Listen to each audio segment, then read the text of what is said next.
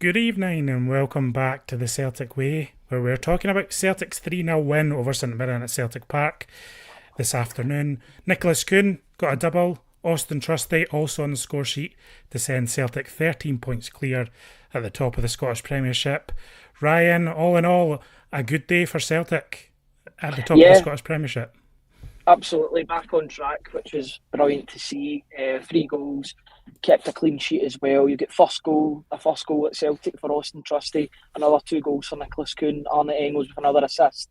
Yeah, everything's looking a bit more rosier than 3 days previous. So delighted with the 3 points, three goals, and sets up Wednesday pretty nicely against Dundee United. It was a dominant, comfortable performance, I would say, against St Mirren today. The first half an hour was a little bit flat. Maybe the first 10 minutes were all right. First half an hour a little bit flat. I don't think we'd had a shot on target up to that point. Then there's suddenly a quick breakaway. You know, Luke McCowan feeds in Daizen Maeda, who rushes forward. Daizen Maeda squares it to Nicholas Kuhn, who provides a spark. As you say, Kuhn scored his 15th and 16th goals of the season today. He's heading towards a pretty stunning return in his first full season at Celtic, and he provides that spark to get Celtic on the way when it looked like we might be toiling for it a little bit again in that first half. Yeah, he's just such a reliable goal scorer for Celtic this season. And Daizen Maeda's always there as well with his goal involvements. You know that not everything's perfect from Maeda, but you know that he'll be there or thereabouts when it comes to goal mouth action, whether that be a goal or an assist. Kuhn just makes a good run. He's at the right place at the right time. Either's just a little bit further back and the shot. It probably would have been there for a rebound if the goalkeeper was to save it. I think the goalkeeper did look a wee bit suspect there. He should be saving that. Kind of goes under him. But yeah, Nicholas Kuhn's not going to complain at all. Two tap-ins, doesn't matter what way you get them. These numbers are looking increasingly good as the season goes on, and he's continuing that flow. Yes, he was out of the team for a couple of games with an injury, but that doesn't seem to have stopped him. It was just that game against Rangers in which he was a little bit anonymous. He did get that knock too, but he's back in the score sheet. He's back making things happen, and he's a reliable player to have on the team for sure. Yeah, for sure. And I did feel Celtic improved, obviously, after the goal went in, especially in the second half, which we'll come on to in a moment. But yeah, as you mentioned, Austin Trusty's first goal for Celtic. Yeah, a good moment for him and a brilliant ball in from Arne Engels, who, Engels again, positive. We're talking about this positive trajectory for Arne Engels. And I feel like that just his performance in totality today was that again. But yeah, he's such a danger from those set pieces. He whips them in with pace and accuracy, and it was Trusty on the end of it today.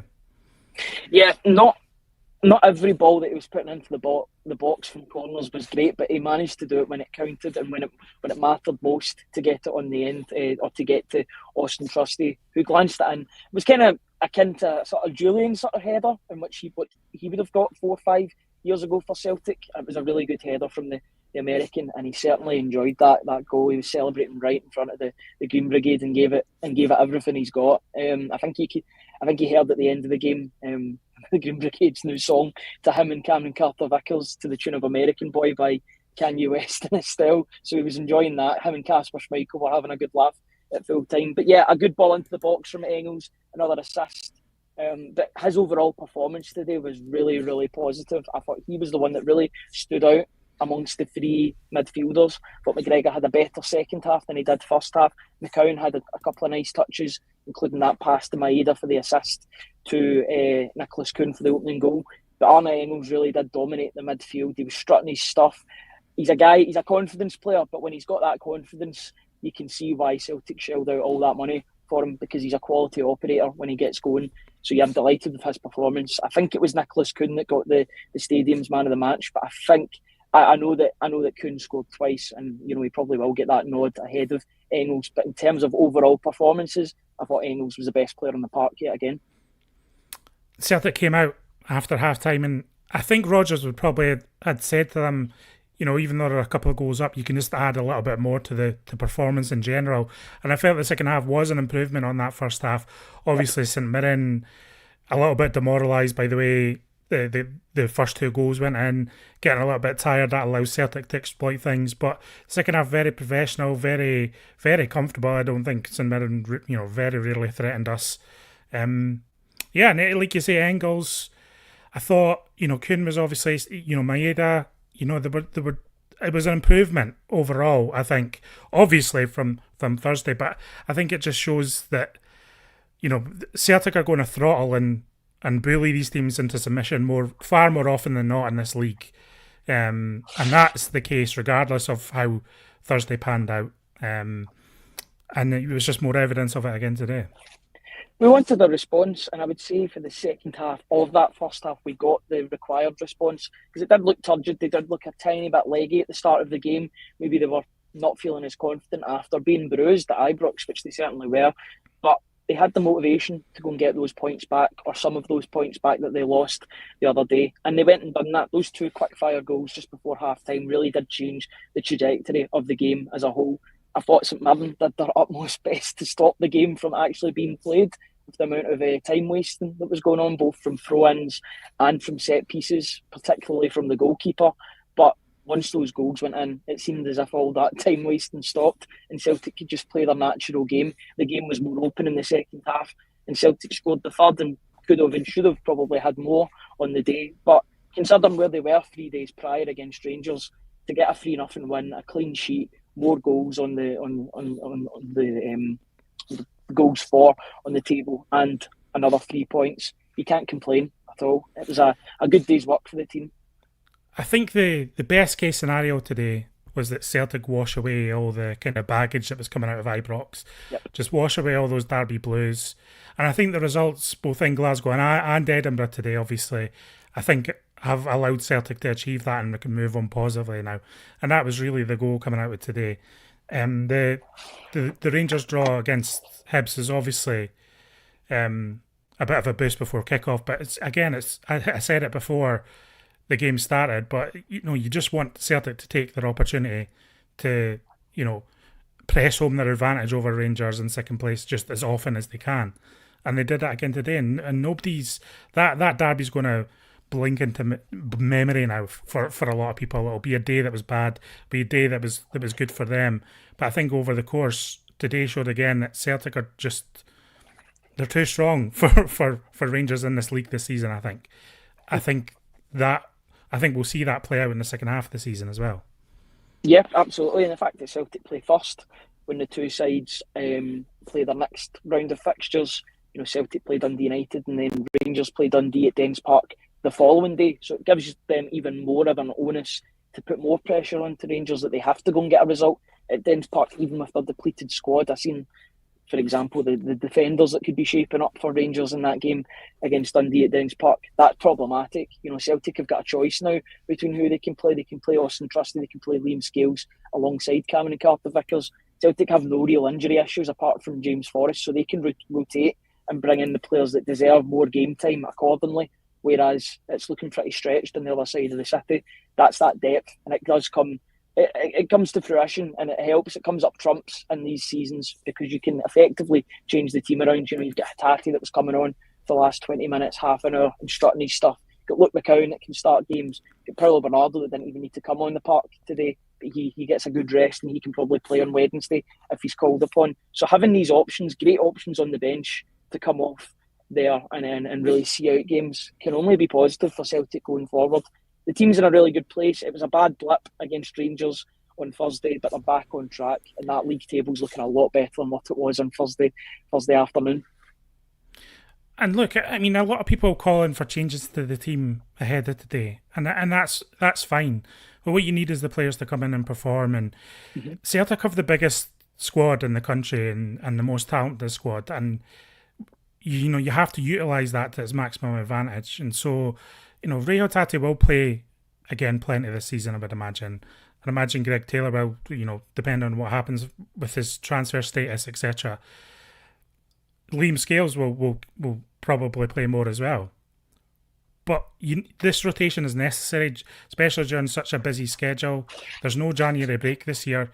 So if there's individuals not performing or not quite doing what supporters want or what the manager wants, you want the players coming in to come in and take their opportunities. And again, I feel like Celtic have just shown that again and again this season. And well, again, for instance, like we're talking about Arne Engels, he didn't start against Rangers, he was ill, but he comes right back into the team and shows that he probably, could have made a positive impact in that game had he been in the match from the start. And we're wanting more from Arne Engels. It's just, it's such a positive for me that, other teams don't have the luxury. If their players are playing bad, they've kind of got to persevere with them because they don't have a viable option. Whereas Celtic have viable options when players drop their levels, and that's what's going to make probably Celtic champions again this season. Celtic are probably the only team in the league that can rotate without needing to drop players. It's just rotation. I think the days of dropping players, unless they have an absolutely dreadful game, are gone, because rotation is paramount in football now, and you've got to, with the amount of games that Celtic play in all competitions. They'll have played in 4 competitions by the end of this year. So needing to rotate players is essential for Celtic, and it's good that they can do that and not see the levels drop that much. They couldn't drop much lower after Thursday, it must be caveated and said. But, those players that came in showed why they deserve to be in the team today. Arne Engels showed why he probably will be one of the first names on the team sheet when that team comes out against Dundee United on Wednesday night, because he's starting to show why Celtic spent £11 million for him. Austin Trusty will probably remain in that team because he showed why Celtic paid £6 million for his signature, not just his defensive work. And he wasn't perfect today, but he got that goal and he's broke his duck, and he's goal scoring duck. He's looked a threat from corners before, but that's him broke his duck. And Engels and Trusty, you hope that those two can connect more in terms of getting goals and assists respectively for each other as set pieces go on throughout the season. But seeing these players coming into the team, showing what they've got, the only player I was disappointed with that didn't really make that much of an impact was Adamida, because he didn't get a goal. I mean, even though he scored, but it was given as offside, which he looked miles offside, to be honest.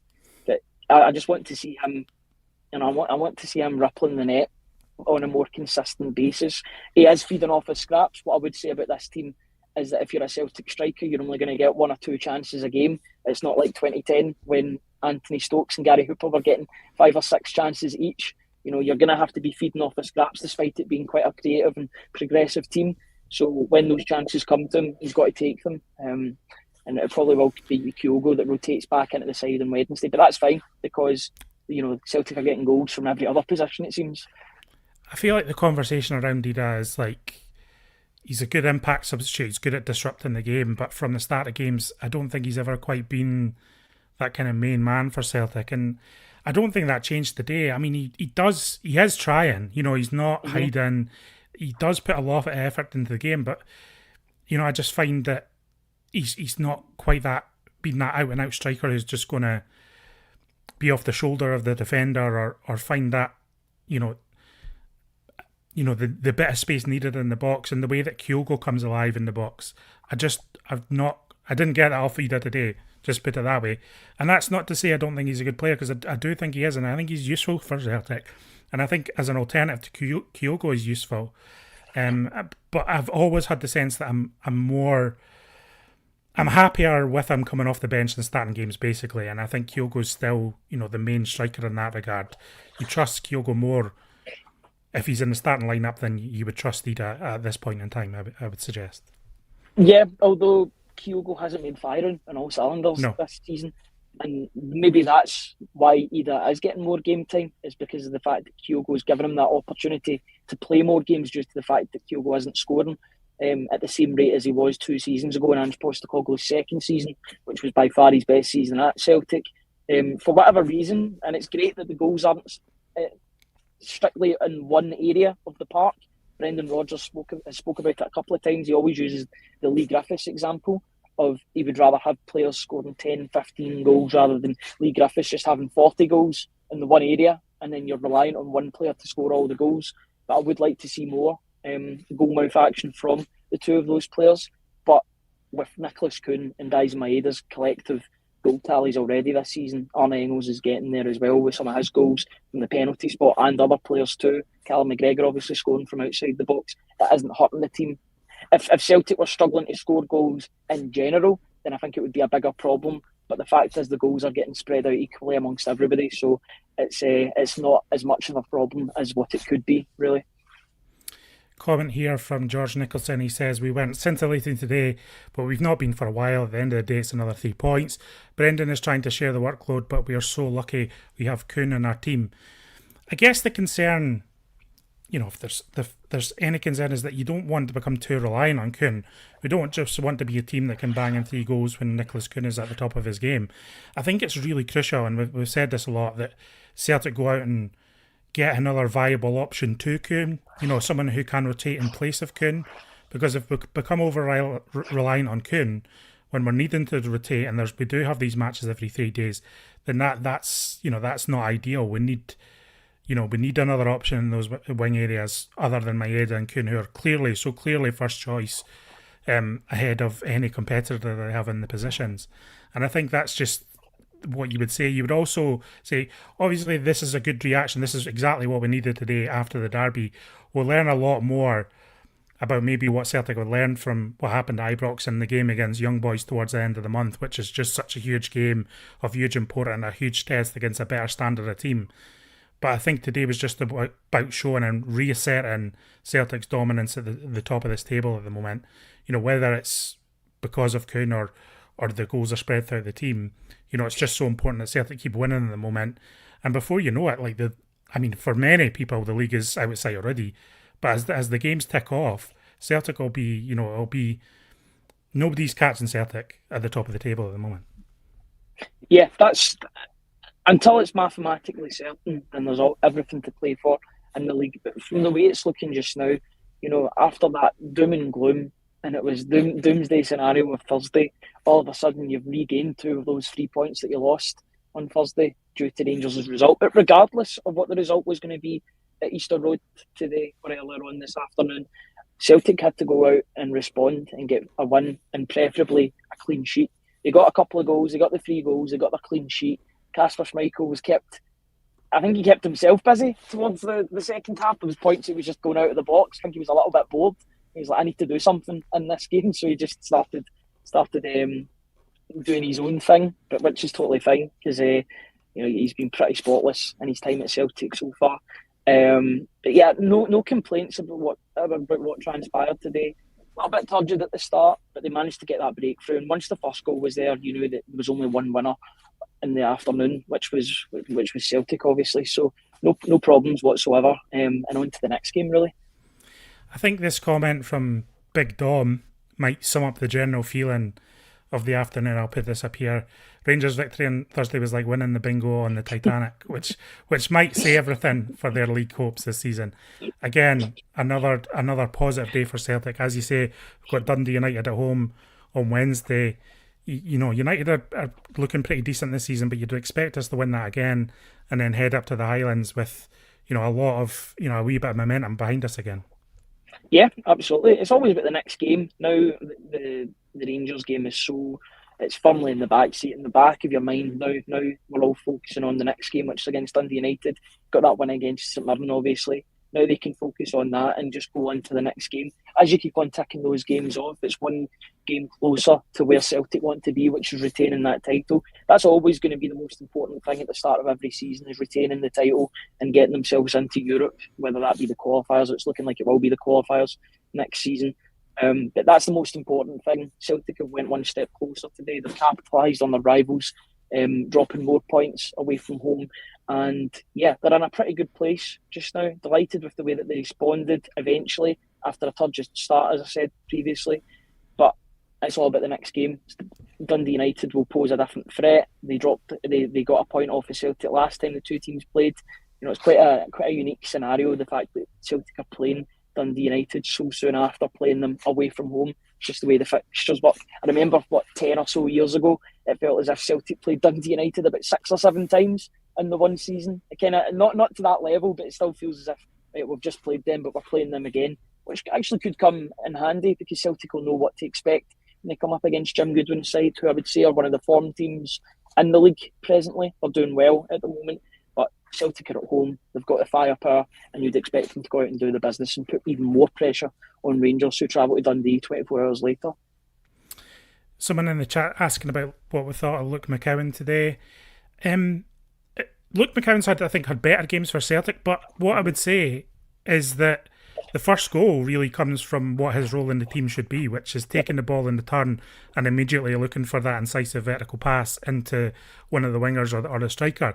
And really, that's what he did today. That was his biggest contribution in a Celtic shirt today, and that's fine. That's what we want from Luke McCowan. We want him to take the ball from McGregor and immediately push forward and try feed Celtic's attackers. So, you know, if he's not in the team today, maybe we don't have that first goal, and maybe it does become, you know, a little bit more stressful overall. But you need that little bit of attacking spark. So I'm happy McCowan was in the team today because he did provide that moment. Yeah, it's a key pass at the end of the day because it directly led to an assist for Dyson Maeda, who played the ball into Nicholas Kuhn. So on the stats side of things, that will be counted as a key pass, and it's a really important one because it sends Maeda on his bike. Maeda then can put the ball into Kuhn, and it's a tap in. The goalkeeper should do better because considering it's right at him, but you don't buy a ticket, you don't win the lottery, etc. McCowan will have good games and maybe games that he fades out, but his role in the team was vindicated today by that goal. That his selection in the team was vindicated by the fact he had that moment. Had a couple of nice touches here and there, but nothing major. I thought out of the three midfielders, I thought Arne Engels was head and shoulders above anybody on the park in that midfield area. That's fine. Celtic spent £11 million for him. That is what you expect from Arne Engels. If you pay that amount of money, you expect him to go and show that he's a 7, 8, 9 out of 10 most weeks. Thankfully, it seems that he's now shown that for Celtic. But yeah, McCowan will have that desired impact. He'll be desperate to play against Dundee United as well, you would think, as well, being the former Dundee captain. Although I do think he let his passionate side get the better of him at Tannadice last time out. So it might be down to maybe Bernardo coming back into the team. But I think 2 out of the 3 of those positions are already decided. I can't see Engels getting taken out of the team, and McGregor's a captain, so McGregor will play. And yeah, you mentioned Greg Taylor straight up the tunnel after the game. Might be a few people talking about that. I wonder if Brendan Rodgers will be asked about that in his press conference. We'll have full coverage of that on the Celtic Way later tonight. Yeah, you don't want to speculate too much. Obviously, it's a bit of a sensitive situation because Greg Taylor's only got 6 months left in his deal. Of course, he can speak to anybody at the moment in terms of a summer move. Maybe he'd want to move in January. There has been conflicting reports about what he wants to do. But as it stands, he's a Celtic player. And as it stands at the moment, Kieran Tierney isn't a Celtic player. So it's Greg Taylor in the starting lineup. The reason I mention that is because a couple of minutes before full time, there was a couple of things that happened. Apparently, Greg Taylor got a knock, one that I didn't see, but people were talking about it below my tweet. So I don't know if he went straight up the tunnel to check because of the knock that he got late on. I would hope that that's the case. But the fans were also singing about Kieran Tierney at the end of the game because they're excited that, you know, this great player is coming back to Celtic, or it looks as if he's coming back. It looks inevitable at this stage, which, you know, could rub Greg Taylor the wrong way because he's a left back playing for Celtic at the moment. He's won a lot of trophies for Celtic in his time at the club, and then all of a sudden the fans are singing about Kieran Tierney, a different left back. So you would maybe understand if he was annoyed, but the thing that would maybe push me towards it being like that is the fact that Brendan Rodgers went straight up the tunnel as well, perhaps to meet Greg Taylor in the dressing room and to sort of talk it out or whatever, or have some words. So, but I don't want to speculate too much. We don't know the full ins and outs of it, but I'm just saying what I seen, and I seen Greg Taylor going straight up the tunnel at full time, and it's never a good look, regardless if he's injured or not. If a player goes, if Celtic do this lap of honour and a player goes straight up the tunnel, then you think there's maybe something untoward happening. That's just my immediate thought. I hope that's not the case, but that's just what I seen. Yep, like catchphrase, you can only say what you see, Ryan, so we'll let you off with that one. And obviously we'll find out the full story as it develops. I think that will about wrap us up for this evening. I think Tony's back on with Hamish for the morning briefing on Monday morning to give their thoughts on the game and what they're seeing from Celtic and the direction of Celtic at the moment. But for now, Ryan, any final thoughts before we kind of say goodbye? No, just feeling a lot better after Thursday. I think Thursday disappointed everybody, but now, you know, thanks to the result that happened at Easter Road as well, Celtic are in a much better place. It feels as if they're back on track after that mini blip that happened on Thursday. So yeah, on to the next game. About 3 points and a clean sheet. You can't complain, especially in a home game. Thanks everyone for joining us in the chat as always, or if you're checking out the video, I know there's plenty of you. If you like what we do, you can subscribe to the channel quite easily, or you can subscribe to us on the Celtic Way on the website for more in-depth stuff on you know, we've got tactical analysis, we've got exclusive interviews, we're at the games, we're getting the press conferences, we've got a lot of stuff going on. So if you like what we do, keep supporting us, and we'll be back tomorrow on Monday with Hamish and Tony to chat all things Celtic again. Thanks and good Thanks, evening. guys.